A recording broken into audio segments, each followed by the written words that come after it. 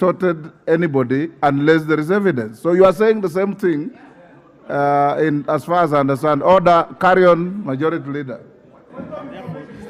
Order. Thank you, Honorable Speaker. And indeed, Honorable Speaker, you have captured it very well. And the point I was making, Honorable Speaker, for the benefit of the Honorable Tiende Amolo, in fact, I used my own example, and probably that of the Honorable John Wamboka, Honorable Jack Wamboka.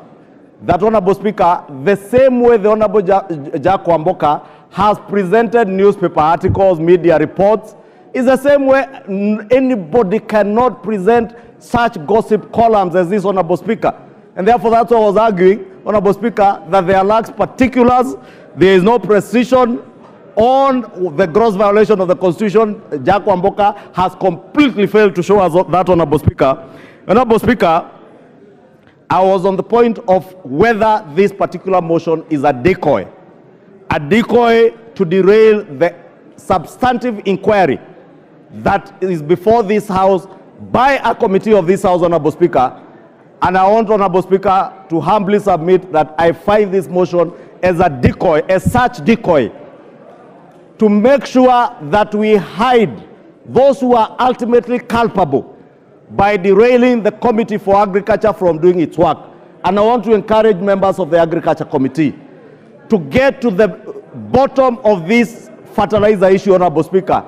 Ensure that the inquiry pinpoints to us those who are ultimately culpable. And that is why, Honorable Speaker, I was saying, if I were the Honorable Jack Wamboka, I would have been very patient to wait for the Agriculture Committee to tell us who or which organization or which particular state officers are culpable, including the cabinet secretaries and the PSs. Should the Agriculture Committee find the cabinet secretary, the principal secretaries, those at NCPB culpable, then we have a duty and an obligation to the country to hold them to account. Otherwise, Honorable Speaker, as things stand now, the Honorable Jack Wamboka has completely failed, Honorable Speaker. This motion, Honorable Speaker, finally seeks to remove the CS on grounds that there were serious reasons to believe that the cabinet secretary has committed a crime under national law. Honorable Speaker, this ground requires the Honorable Jack Wamboka to have attached evidence of conviction or judgment made against the accused person. He has failed to do so. In fact, he has gone to great lengths, Honorable Speaker, to quote cases that, as somebody, I think is the Honorable Owen Bayer, pointed out, cases that we considered at the point the House vetted the Honorable Linturi as Cabinet Secretary and approved. Therefore, Honorable Speaker, as the Honorable Owen Bayer was alluding to, that is a matter that is already spent. The Honorable Jack Wamboka therefore cannot take the House back to relook into those cases. And may I remind him, when the Honorable CS appeared before the committee, he said he had 32 court cases that he was battling with, some civil, and he was dealing with them.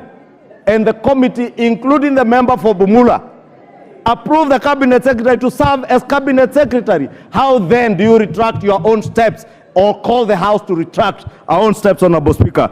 Honorable Speaker, allow me to conclude by just saying, Honorable Speaker, that the mover of this motion, as courageous as he thought he was, he has completely failed the House.